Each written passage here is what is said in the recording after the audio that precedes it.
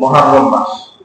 এই মুহররম মাসের ফজিলত সম্পর্কে, মুহররম মাসের গুরুত্ব সম্পর্কে আল্লাহ রাসূল সাল্লাল্লাহু আলাইহি সাল্লাম হাদিস শরীফে ইরশাদ করেছেন। তিরমিজি শরীফের একটি হাদিস রাসূল সাল্লাল্লাহু আলাইহি সাল্লাম ইরশাদ করেছেন, হযরত আলী রাদিয়াল্লাহু তাআলা আনহু থেকে বর্ণিত। হযরত আলী রাদিয়াল্লাহু তাআলা আনহু থেকে বর্ণিত এই মুহররম মাসের ফজিলত সম্পর্কে, গুরুত্ব সম্পর্কে রাসূল সাল্লাল্লাহু আলাইহি সাল্লাম ইরশাদ করেছেন, আনা আলী রাদিয়াল্লাহু তাআলা আনহু قال أن رجلا, এক ব্যক্তি রাসূল সাল্লাল্লাহু আলাইহি সাল্লামের কাছে আসছে। আলী তাআলা বর্ণনা করতেছেন যে এক ব্যক্তি রাসূল সাল্লাল্লাহু আলাইহি সাল্লামের কাছে আসছেন। তিনি আসি রাসূল সাল্লাল্লাহু আলাইহি সাল্লামকে বলতেছেন, ইয়া রাসূলুল্লাহ, আইয়ি শুহুরি তা'মুরুনি আন আসুমা বা'দা শাহরি রমাদান। যে আল্লাহর রাসূল, আপনি রমজান মাস ছাড়া, রমজান মাসের বাহিরে কোন মাসে আমাকে রোজা রাখার বিষয়ে আদেশ দিবেন? রমজান মাসের বাহিরে এরপরে কোন যে মাস, ওই মাসটা কোন মাস, যে মাসে আপনি আমাকে কি রোজা রাখতে আদেশ করবেন?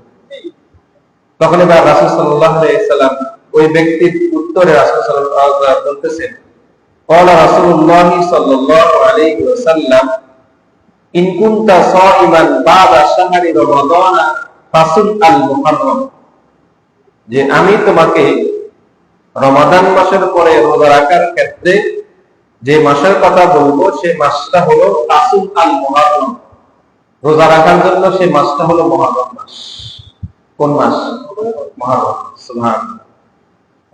রমজানের পরে রোজা রাখার জন্য সবচাইতে যে উত্তম মাস, সেই মাসটা হলো কোন মাস? মুহররম মাস। কেননা এবার রাসূল সাল্লাল্লাহু আলাইহি ওয়াসাল্লাম বলতেছেন যে ফাইন্নাহু শাহরুল্লাহ, কেননা এই মুহররম মাসটা হলো আল্লাহ তাআলার মাস। সুবহানাল্লাহ। কার মাস? আল্লাহ।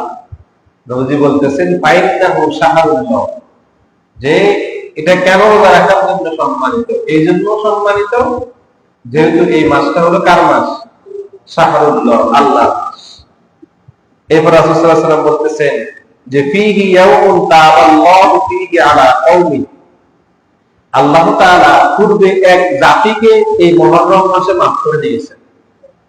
পূর্বের এক জাতিকে আল্লাহ তাআলা মুহররম মাসে কি করেছেন? মাফ করেছেন। ওয়ায়াতুবু ফীহি আলা কওমিন আখারিন, এবং পরবর্তীতে আল্লাহ তাআলা একটি জাতিকে মাফ করে দিবেন মুহররম মাসে। কোন মাসে? মুহররম মাসে আল্লাহ তাআলা পূর্বে এক জাতিকে কি করেছেন? মাফ করেছেন, এবং পরবর্তীতেও আল্লাহ তাআলা একটি জাতিকে কি করে দিবেন? মাফ করে দিবেন। তাহলে মুহররম মাসের গুরুত্ব, ফজিলত সম্পর্কে আমরা একটি হাদিস পেলাম। রাসূল বলেছেন, তিরমিজি শরীফের হাদিস।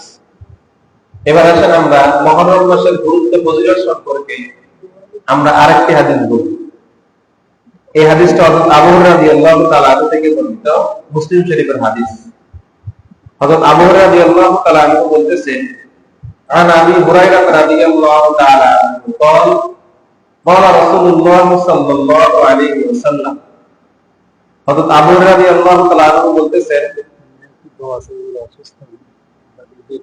হযরত আবু হুরায়রা রাদিয়াল্লাহু তাআলা আনহু বলতেছেন, রাসূল সাল্লাল্লাহু আলাইহি ওয়াসাল্লাম ইরশাদ করেছেন, আফদালুস সিয়ামি বা'দা রমাদান, যে রমাদান মাসের পরে, আফদালুস সিয়াম, উত্তম রোজা রাখার জন্য রমাদান মাসের পরে, আফদালুস সিয়ামি বা'দা রমাদান শাহরুল্লাহিল মুহররম, যে রমাদান মাসের পরে রোজা রাখার জন্য সবচাইতে যে উত্তম মাস, সেই মাসটা হলো মুহররম মাস। সুবহানাল্লাহ। আর শাহরুল্লাহ, সেটা কার মাস? আল্লাহ। রাসূল বলতেছেন স্পষ্ট, সহিহ মুসলিমের হাদিস, যে আফদালুস সিয়ামি বা'দা রমাদান শাহরুল্লাহিল মুহররম, যে রমজান মাসের পরে রোজা রাখার জন্য আল্লাহ তাআলার কাছে সবচাইতে যে উত্তম মাস, সে মাসটা হলো কোন মাস? মুহররম মাস। কেননা শাহরুল্লাহ, এই মাসটা হলো আল্লাহর মাস। কার মাস? আল্লাহর মাস। তাহলে আমরা এই মুহররম মাসের গুরুত্ব এবং ফজিলত সম্পর্কে আমরা দুটি হাদিসে জানতে পারলাম যে এর অনেক গুরুত্ব এবং ফজিলত রয়েছে। এবং এর পূর্বে তো আমরা কোরআন থেকে দেখলাম যে 4টি মাস সম্মানিত, 4টি মাস সম্মানিতের মধ্যে একটি মাস হলো কোন মাস? মুহররম মাস। আর রাসূল হাদিসে বলে দিয়েছেন যে 4টা মাসের মধ্যেও একটি মাস হলো কোন মাস? মুহররম মাস। তাহলে কোরআন এবং হাদিস দ্বারা, কোরআন এবং সহিহ হাদিস দ্বারা আমরা মুহররম মাসের ফজিলত গুরুত্ব সম্পর্কে কি জানতে পারলাম? যে আল্লাহ রাসূল হাদিসে বলেছেন, আল্লাহ কোরআনে স্পষ্ট বলে দিয়েছেন।